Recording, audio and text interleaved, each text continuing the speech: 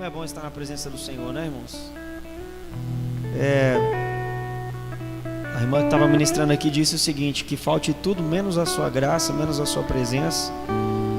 A verdade é que não existe outro lugar que eu desejo mais estar do que na presença do Senhor.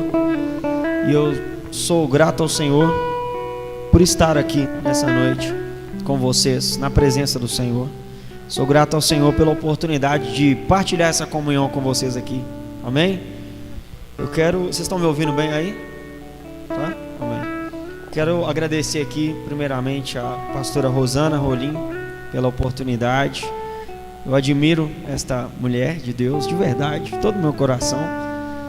Sabe quando você vê uma pessoa e fala assim: ó, meu santo bateu com dessa pessoa? Pois é, o meu santo bate com dela, irmãos, porque é o Senhor, né? Só um santo que eu tenho.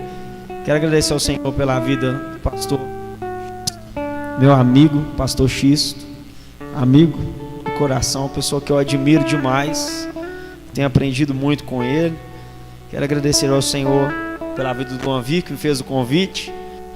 Quero pedir perdão porque ele me fez o convite e eu esqueci, irmãos. Vocês me perdoem, em nome de Jesus. Vergonha para mim, né?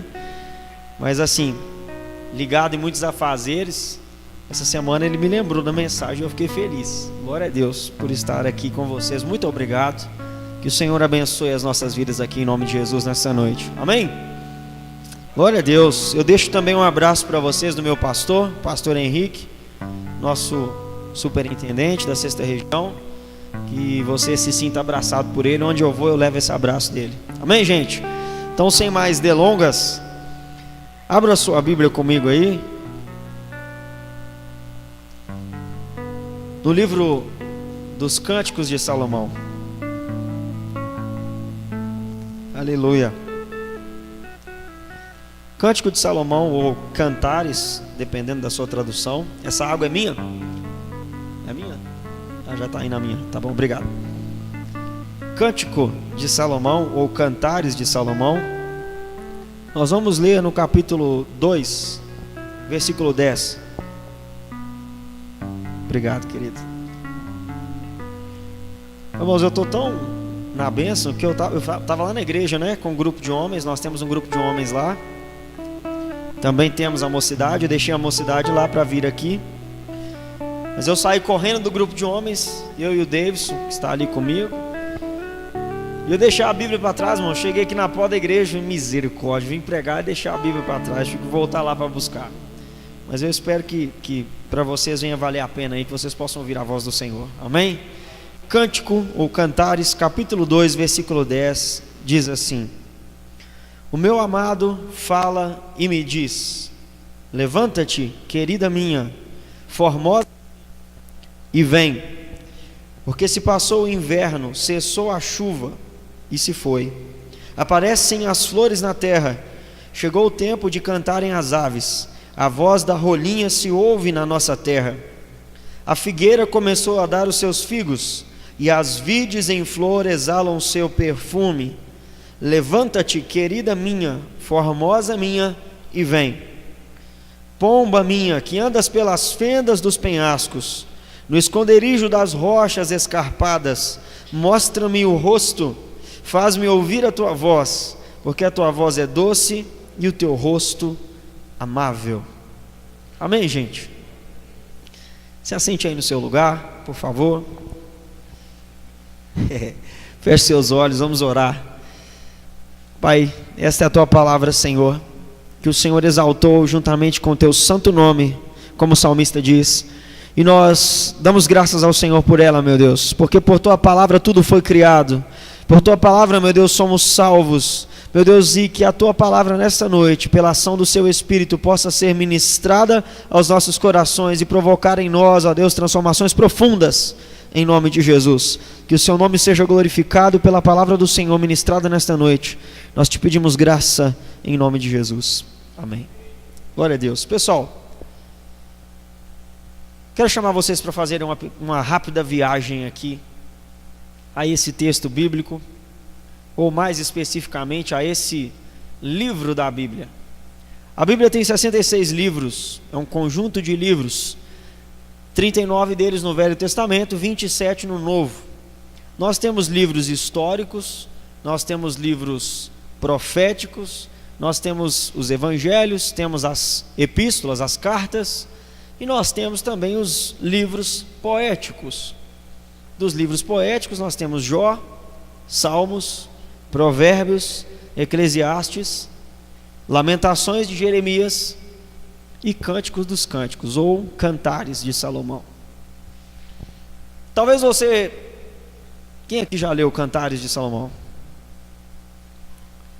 Talvez você, como eu, tenha se perguntado alguma vez por que é que tem 66 livros falando a respeito da história de Israel, falando a respeito da redenção do homem, falando de muitas e de diversas coisas, e bem no meio da Bíblia tem um livro que fala sobre a relação de um homem com uma mulher.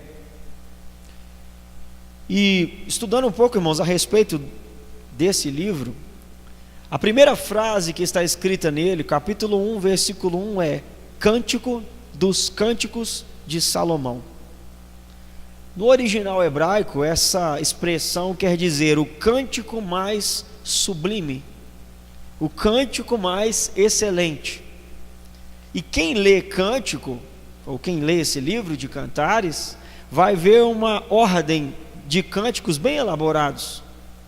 Primeiro canta o esposo, depois canta a esposa, depois canta um conjunto de pessoas, e eles vão intercalando. Tem uma ordem de cânticos, e são divididos aqui na nossa Bíblia em 8 capítulos. No original hebraico, irmãos, então, a primeira expressão desse livro é o cântico mais sublime, e isso me intrigou bastante. E eu fiquei pensando, Deus, como assim o cântico mais sublime? E comecei a refletir a respeito disso. Cântico mais sublime de Salomão. Salomão, irmãos, era um rei que tinha riquezas em abundância. Filho do maior rei de Israel, sem dúvida nenhuma, Davi foi o maior dos reis de Israel e de Judá, em questões militares, em questões de organização, de administração.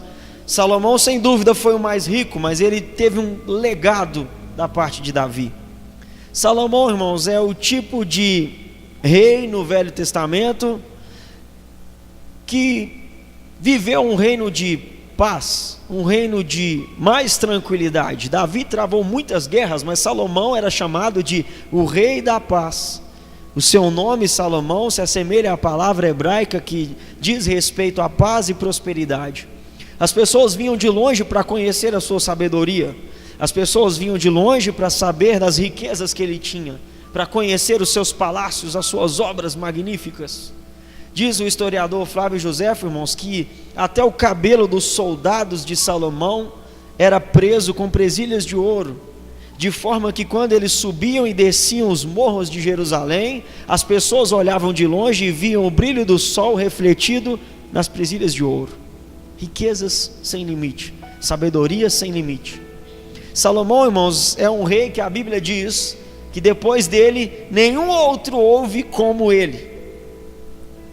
Mas lá no Novo Testamento, irmãos, em Mateus, se eu não estou enganado, capítulo 12, Jesus está conversando com os escribas e fariseus, e eles pedem um sinal, e o Senhor fala assim, primeiro ele fala do sinal de Jonas, depois ele fala assim, a rainha do sul veio longe para conhecer a sabedoria e as riquezas de Salomão, e aqui está quem é maior que Salomão. Cristo se identifica como alguém maior que este Salomão. Salomão é um tipo de Cristo no Velho Testamento. Pois estou falando disso, irmãos, estou falando disso porque o livro se chama Cântico mais Sublime de Salomão. Eu entendi por essa alegoria que o cântico mais sublime que alguém possa cantar é um cântico de salvação. O cântico mais sublime que alguém pode exalar é da intimidade da noiva com o noivo. E passamos a entender, irmãos, que Salomão, sendo um tipo, ele tinha muitas mulheres, mas havia uma delas, diz a tradição, diz a história, que ele amava mais. Era a Sulamita. Era a Sulamita. Ela está dizendo nos seus cânticos aqui, irmãos, que a pele dela estava morena por causa do seu trabalho ao sol. Ela estava numa posição servil. Ela pisava as uvas numa determinada vinha. E Salomão por ela se apaixonou. O cântico mais sublime é o cântico da salvação, porque um noivo que se achega à serva, que se achega àquela que não merece, e apresenta a possibilidade de uma nova vida. O nosso tema nesta noite, irmãos, é chamado. E eu gostaria de falar para vocês de um chamado do noivo que a noiva não ouviu. O chamado do noivo que a noiva talvez não percebeu. Na antiguidade, irmãos, hoje em dia não, né? Hoje em dia você marca o casamento lá na igreja e convida todo mundo, chama os padrinhos. Primeiro chega o noivo e ele fica aqui na beiradinha do altar esperando a noiva aparecer, com o coração palpitando, será que ela vem? Mas na antiguidade, irmãos, o casamento acontecia da seguinte forma: o noivo ia até a casa da noiva e fazia um trato com o pai dela, e ele pagava pela noiva, pagava um dote, digamos assim, marcava a data do casamento, e até aquela data, irmãos, a noiva se preparava, e ela usava os melhores perfumes, usava as suas melhores especiarias, preparava as suas roupas da melhor forma, para que ela estivesse apresentável diante do noivo. E no dia do casamento, ela ficava se preparando até o dia do casamento. No dia do casamento, ele ia até a casa dela, batia na porta, o pai dela abria a porta e ele dizia: eu vim buscar a minha esposa. Então ele pegava a sua esposa, a sua noiva, e levava ela para o local da festa. Geralmente era na casa dele. E ali eles comemoravam durante dias. Por isso se chamam as bodas, porque o casamento durava dias de celebração, de festa, de alegria. Mas como eu disse para vocês, eu vou falar nesta noite do chamado do noivo que a noiva não ouviu. Eu quero falar nesta noite de uma noiva que foi enamorada com o noivo, de uma noiva que foi chamada para o casamento. Existe um chamado para as bodas, já está combinado, a qualquer momento esse noivo vai chegar e bater a porta. A qualquer momento ele se apresentará para levar a sua noiva para as bodas. Esse é o cântico mais sublime, o momento em que o noivo se encontra com a noiva. Eu não sou casado, tem alguém casado aqui? Irmãos, eu imagino, né, que deve ser assim. Se eu estiver errado, vocês me falam. Imagina, irmãos. Tem gente que se veste, se arruma para ir no casamento, né? Os padrinhos se vestem com a melhor roupa.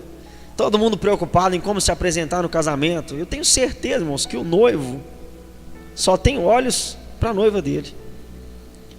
Você pode chegar num irmão que casou e falar assim: e aí, como é que foi seu casamento? Como é que os padrinhos estavam vestidos?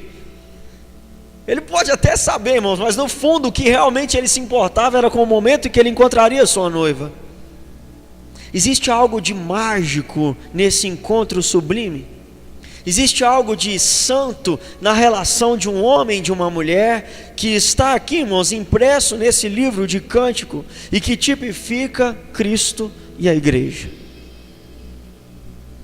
O Senhor, Ele tem falado, Ele tem deixado as suas mensagens, os seus profetas, Ele nos deixou o seu evangelho, que é pregado, que é anunciado dia após dia, e todos os dias nós ouvimos falar: o noivo está vindo, o noivo vem para nos levar para as bodas, para o casamento.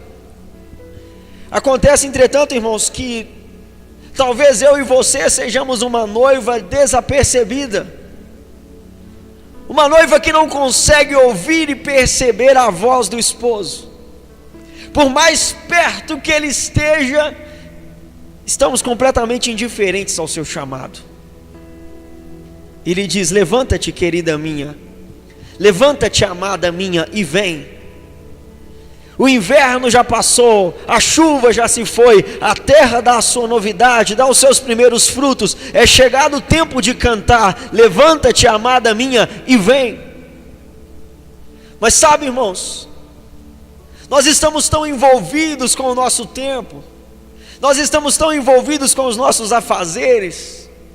A noiva ficava dias se preparando para o casamento, mas eu acredito, irmãos, que nesse século 21 há uma noiva que não se preocupa com o casamento, há uma noiva que não tem olhos para as bodas do Cordeiro, há uma noiva fixada nos seus próprios interesses.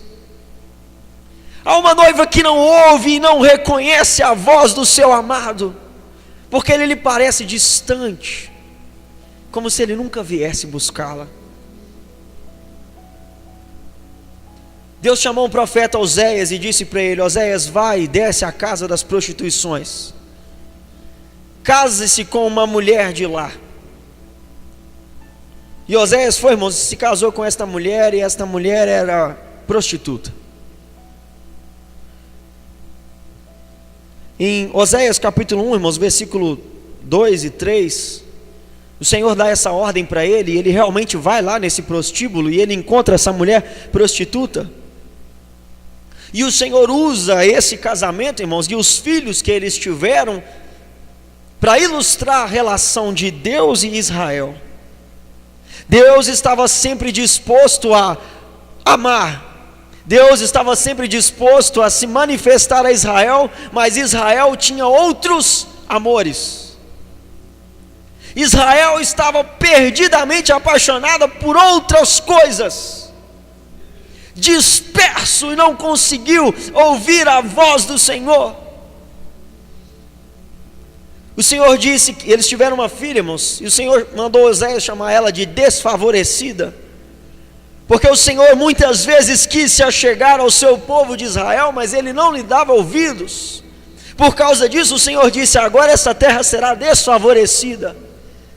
Assim é essa noiva que está indiferente à voz do seu amado. O Senhor chama, o Senhor nos protesta, mas nós estamos ocupados demais, estamos envolvidos demais neste mundo, irmãos, ligados a outros amores, ligados a coisas que não nos levam a Deus. Com o passar dos anos, irmãos, se perdeu o tempo de oração, com o passar dos anos se perdeu o tempo de leitura da palavra. Talvez nós não saibamos mais o que é passar noites em claro, falando com o Senhor e dizendo: vem, amado da minha alma, eu desejo o seu encontro, eu desejo o cântico mais sublime. Onde está o amor daqueles que entregam a vida pelo Senhor? Onde está o amor daqueles que abrem mão de emprego, de relacionamentos promíscuos? Somos uma noiva adormecida, engessada pelo tempo.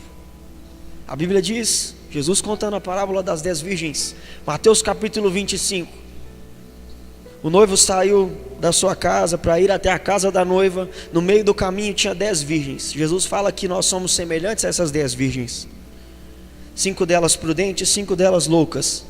5 tinham azeite para iluminar o seu caminho com suas lâmpadas, 5 não tinham. Elas adormeceram, esperando o noivo. Você consegue imaginar isso? Eu vou me casar, eu me visto, eu me preparo, eu preparei a casa para receber a noiva, eu me vesti completamente bem, eu estou montado no meu cavalo branco, e quando eu chego na porta da casa dela, ela está toda despenteada, toda desarrumada, cheirando o óleo que ela fritou comida lá na hora do almoço, seu cabelo todo bagunçado, seus olhos fundos, com olheiras. Eu olho dentro dos olhos dela e disse: por que você não ouviu a minha voz? O mundo tem tomado, irmãos, o nosso coração e tem nos afastado da essência daquilo que é servir a Deus, viver o Evangelho, um cântico mais sublime que todos os outros. Existem pessoas que sabem diferenciar a voz do inimigo no mundo, a voz dos homens, mas não conhecem a voz do sumo pastor.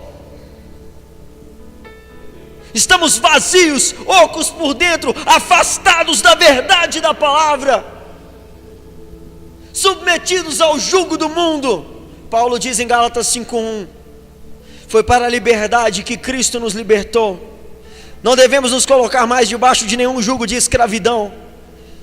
Aquela noiva, irmãos, ou esta noiva, que eu estou aqui conjecturando e trazendo para nós nesta mensagem, essa noiva que não ouve a voz do seu amado, está metida em relacionamentos promíscuos, em relacionamentos extraconjugais.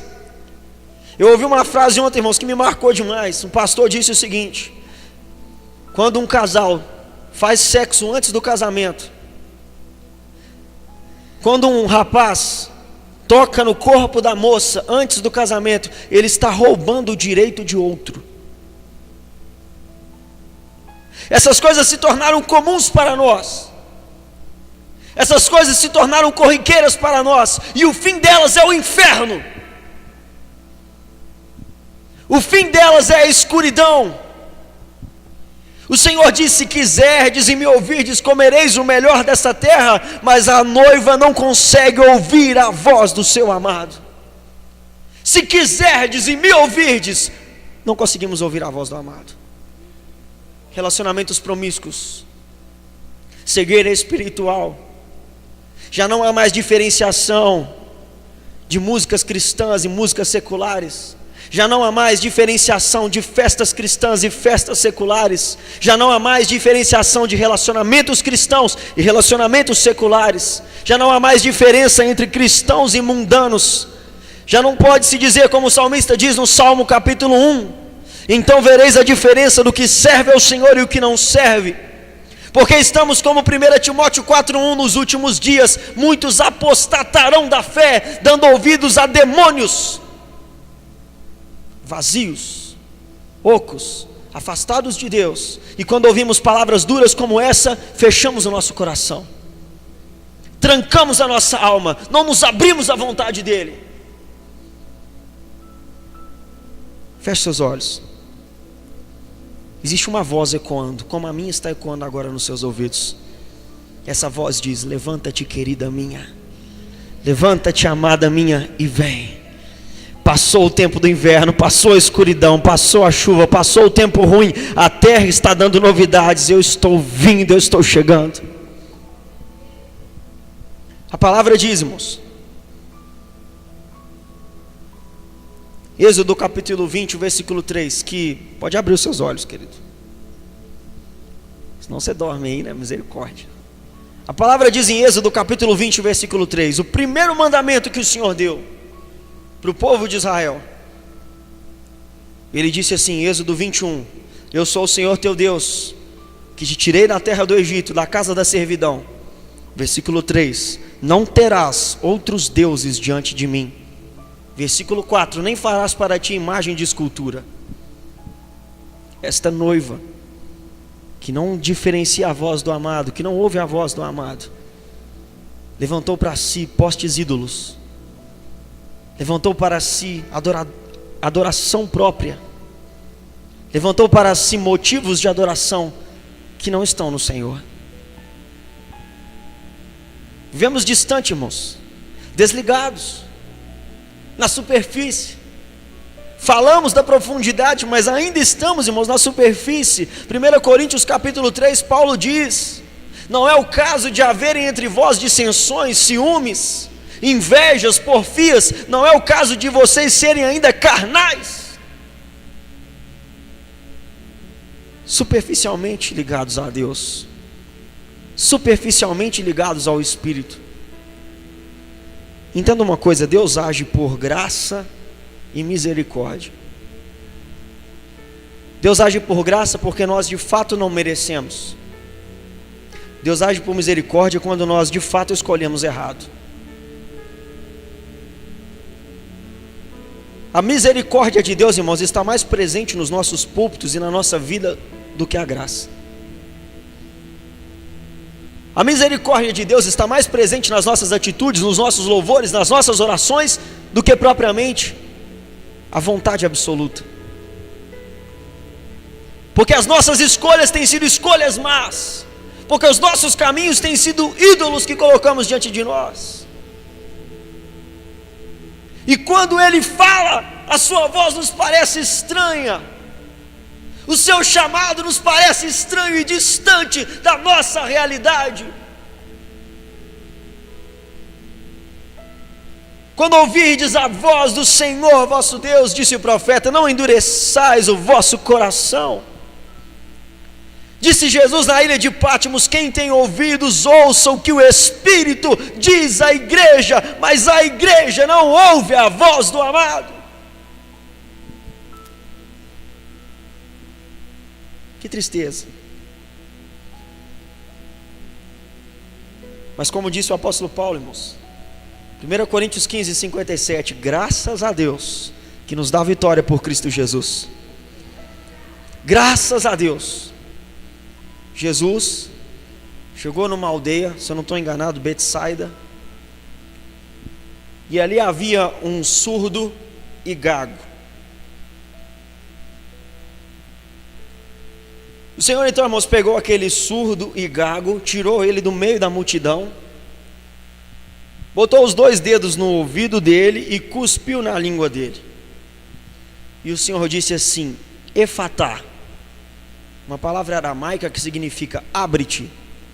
Naquele momento, irmãos, os ouvidos dele se abriram e a sua língua se desembaraçou. Ele ouvia perfeitamente, falava perfeitamente. Existe uma palavra liberada da parte do Senhor para esta noiva, que não ouve a voz do seu amado. Existe uma palavra profética, irmãos, na vida daqueles que Deus tem levantado nesta geração, na vida daqueles que têm ministrado sobre esta geração. Esta palavra profética é Efatá, abre-te, que sejam abertos os teus ouvidos, que seja desimpedida a sua língua, que você ouça a voz do amado, que você conheça a voz do pastor. Jesus disse, as minhas ovelhas conhecem a minha voz. Eu conheço as minhas ovelhas e delas sou conhecido. Elas ouvem a minha voz e me seguem. Há um grito de despertamento para nós, juventude, mocidade, rugueiros, como queiram. Há uma voz, um chamado para nós, um chamado que precisamos ouvir. Levanta-te, querida minha, amada minha, e vem. Há um chamado que o Senhor deu para aquela menina, filha de Jairo, tinha acabado de morrer, irmãos, as pessoas estavam ali lamentando sua morte. O Senhor entrou e disse a ela, Talita, cumi, levanta-te, eu te mando, e ela se pôs de pé. Esse é o chamado de Deus para a nossa geração, um despertamento espiritual, para ouvirmos a voz do Senhor e proclamarmos a sua salvação. Abandonar, irmãos, as práticas do pecado, abandonar o que nos afasta do Senhor, abandonar os nossos ídolos que erigimos para nós mesmos. A masturbação, a promiscuidade, o adultério, a prostituição, a fornicação, o roubo, irmãos, a mentira, o engano, os ídolos que nós erigimos para nós mesmos, o amor a si mesmo, o amor ao dinheiro, o amor ao emprego, o amor à faculdade, a distância do reino, ficam para trás. Existe um chamado para esta mocidade, para esta juventude: levanta-te, Efatá, abram-te-se os ouvidos, desempeça-se a sua língua e proclame o ano aceitável do Senhor. Romanos capítulo 13, versículo 11, Paulo diz: eu escrevo essas coisas conhecendo o tempo, é hora de despertarmos do sono. A nossa salvação está agora mais perto de nós do que quando aceitamos a fé. Revistamo-nos das armas da luz e deixemos para trás as concupiscências da carne, os desejos da carne.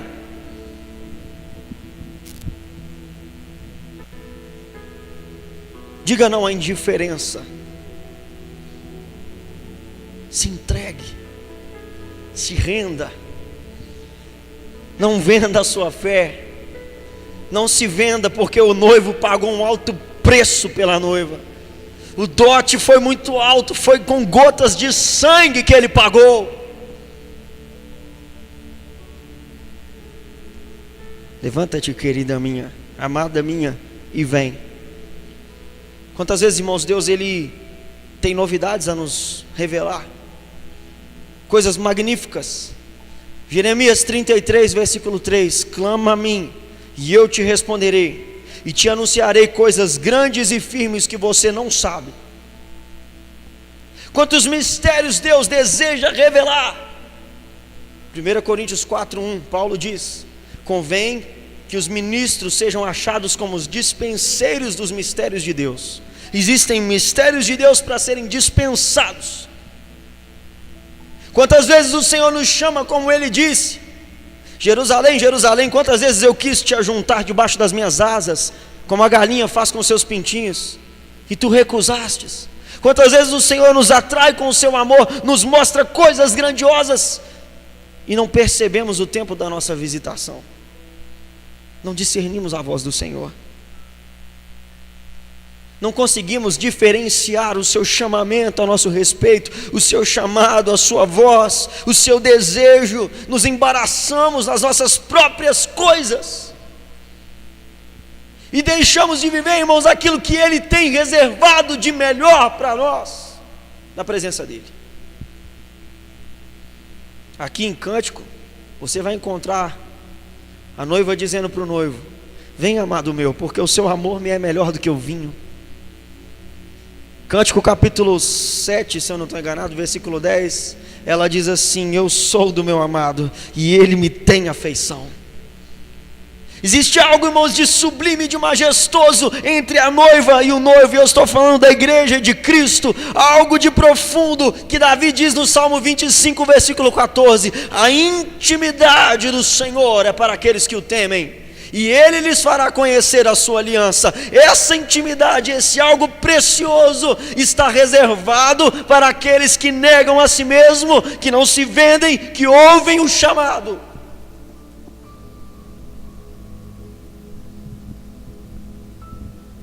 Apocalipse capítulo 22, versículo 12.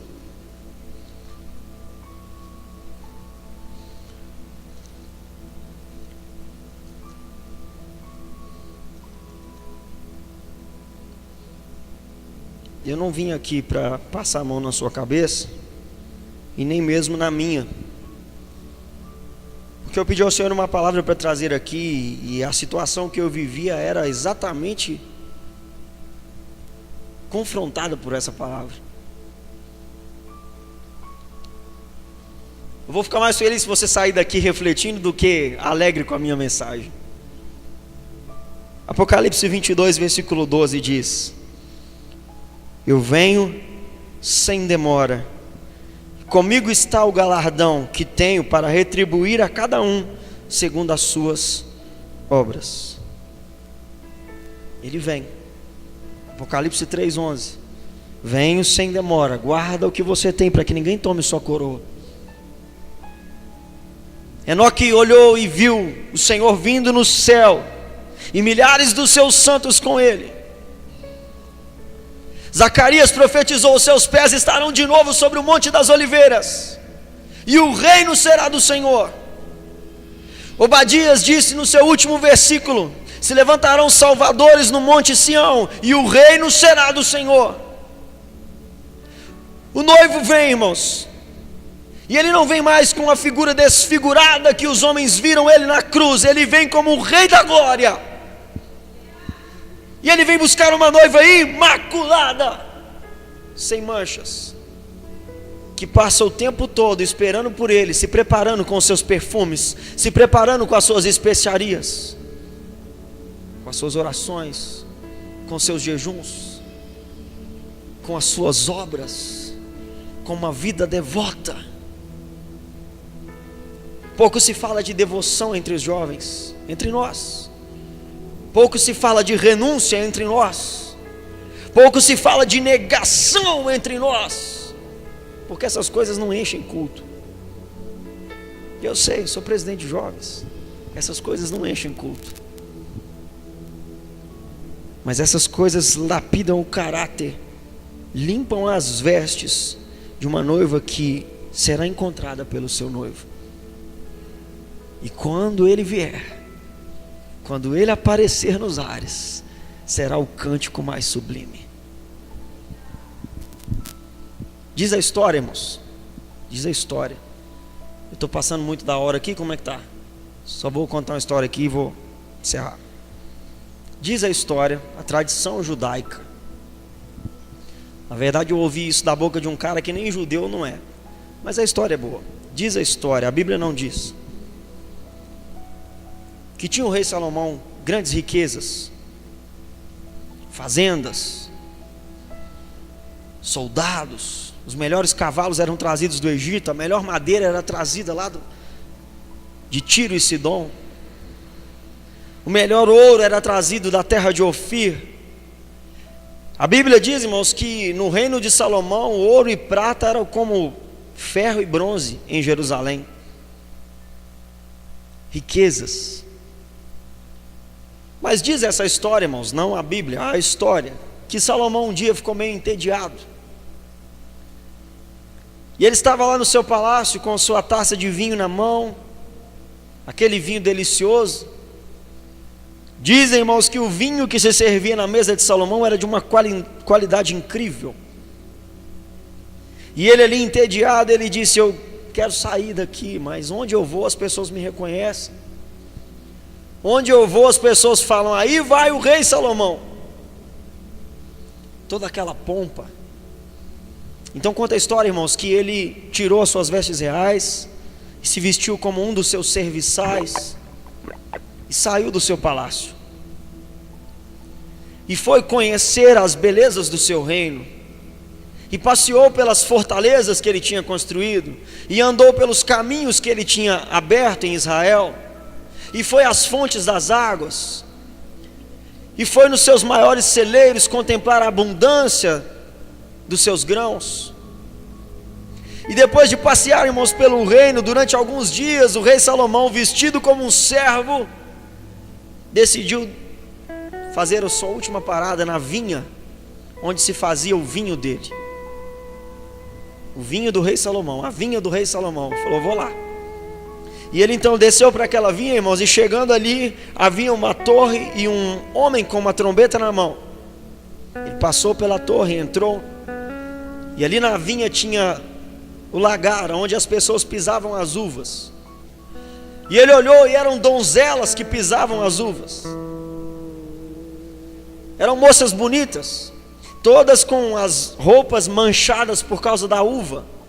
Imagina, você está lá pisando na uva, você vai sujar suas roupas.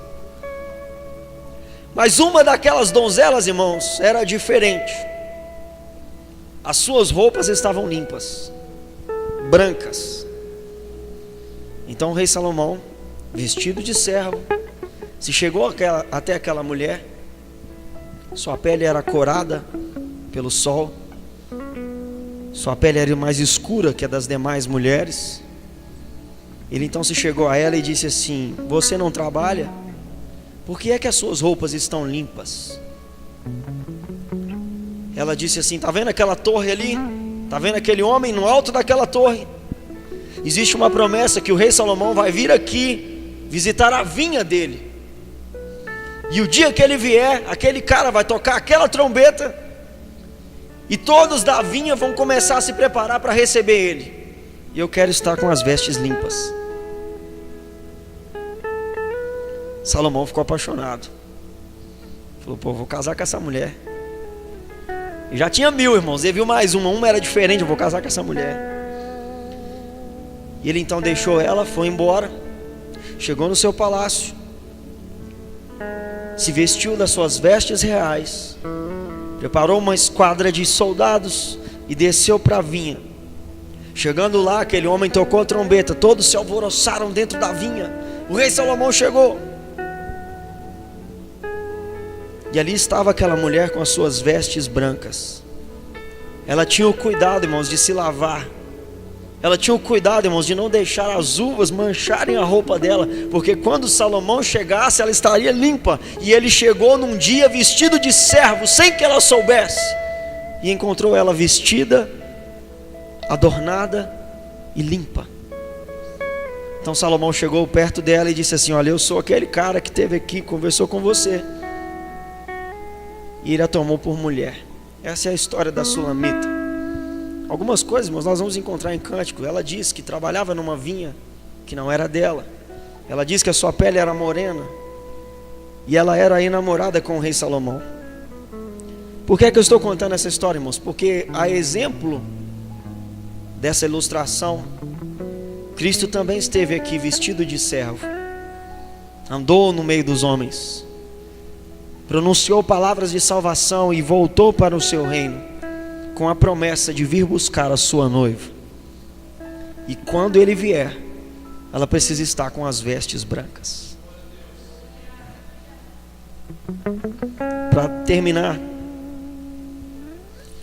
Apocalipse capítulo 22, versículo 17, o chamado final.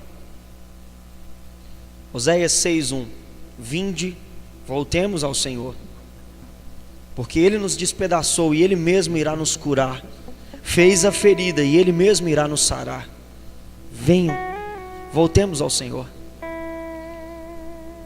Aquele que está com os seus caminhos tortuosos, endireite os seus caminhos. Aquele que está com seu coração enamorado pelos prazeres do mundo, se converta, se volte ao Senhor, arrume a sua casa.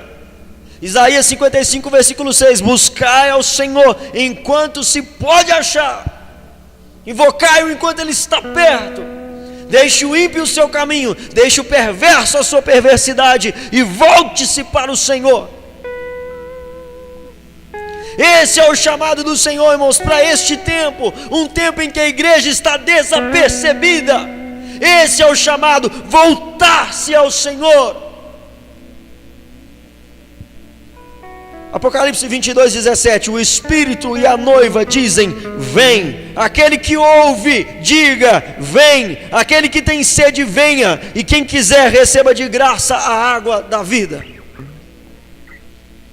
Volte-se para o Senhor, erga os seus olhos para cima, levante-se, querida minha, amada minha, e diga: vem, amado meu. Esse é o chamado de Deus para nós. Essa é a voz que ecoa nos nossos corações. Fica de pé no seu lugar.